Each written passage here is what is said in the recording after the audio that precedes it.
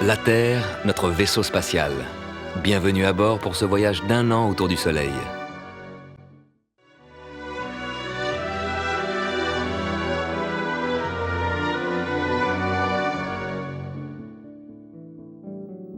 Cette semaine, c'est l'équinoxe, le début du printemps. Nous ressentons notre périple autour du Soleil grâce aux saisons. Hiver, printemps, été, automne, de nouveau hiver.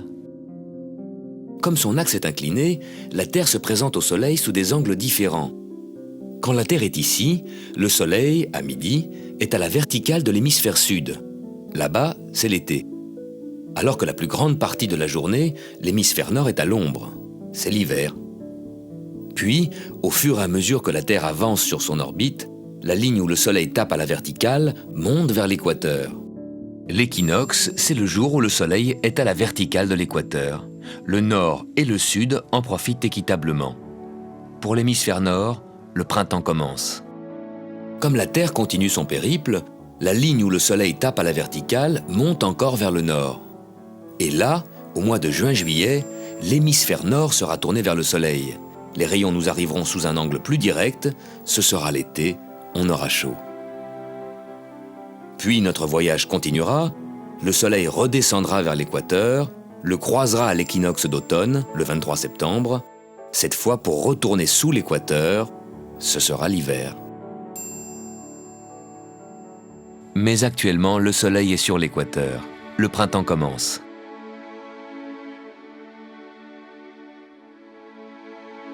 C'est à cette époque d'équinoxe que se produisent les grandes marées. L'attraction de la Lune attire l'eau des océans. Si la Lune est en position de demi-lune, cette force d'attraction agit dans cette direction. Tandis que l'attraction du Soleil agit dans une autre direction. Ces deux forces divergentes ne provoquent que de petites marées. Par contre, si la Lune est alignée avec le Soleil, leurs forces d'attraction s'additionnent, se conjuguent et provoquent des marées plus fortes.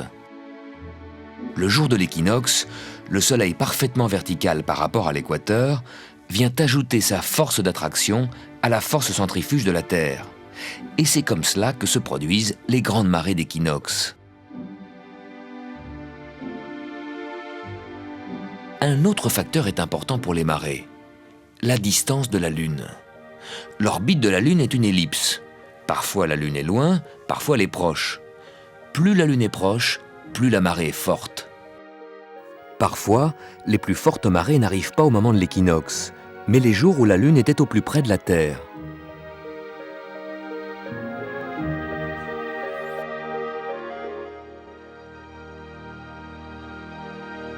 Si l'on regarde le Soleil au point équinoxe, le jour du printemps, il apparaît face à la constellation des Poissons. L'axe de la Terre au cours des millénaires décrit un cercle, change un peu d'inclinaison. L'équateur évidemment change également d'inclinaison, très lentement. Mais si l'équateur change d'inclinaison, le jour de l'équinoxe changera également, puisqu'il y a équinoxe quand le Soleil se trouve à la verticale de l'équateur.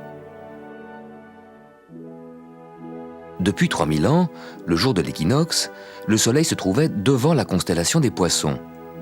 Actuellement, il se trouve à la limite de cette constellation.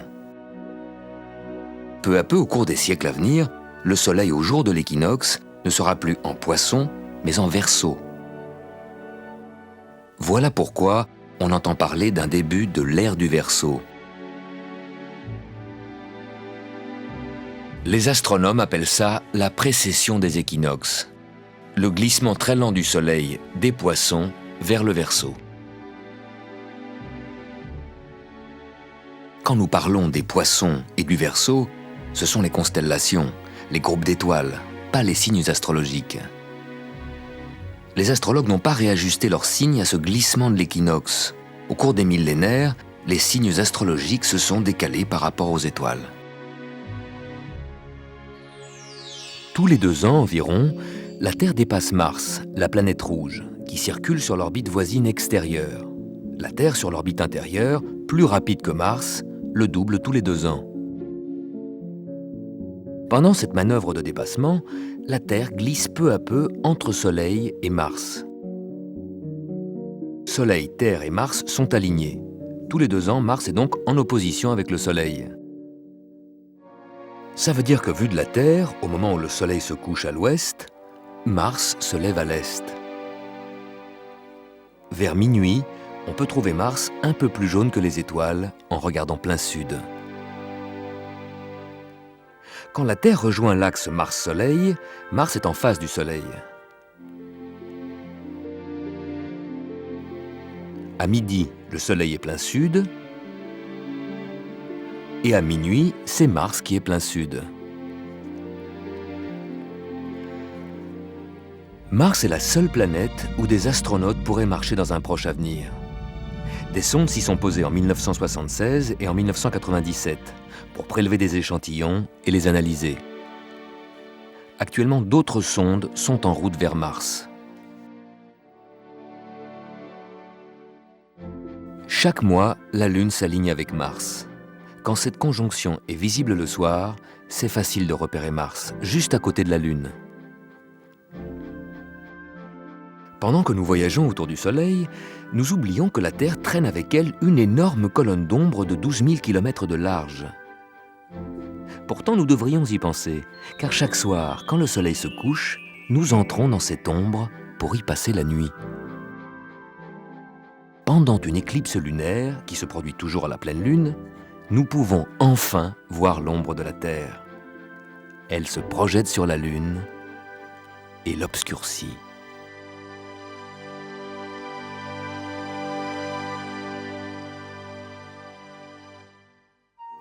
Les éclipses lunaires, totales ou partielles, se produisent 2 semaines avant ou après une éclipse solaire.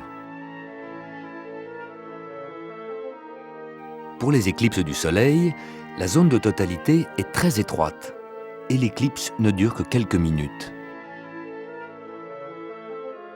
Par contre, 2 semaines plus tard, quand la Lune se situe exactement en face du Soleil et plonge dans l'ombre de la Terre, l'éclipse dure des heures, car l'ombre de la Terre est plus large que la Lune. Toute la moitié nuit de la Terre peut profiter de l'éclipse lunaire. Si la Lune est entièrement dans l'ombre de la Terre, la face de la pleine Lune va prendre une couleur rose-mauve. Les rayons du Soleil qui traversent notre atmosphère donnent à la Lune des couleurs de soleil couchant.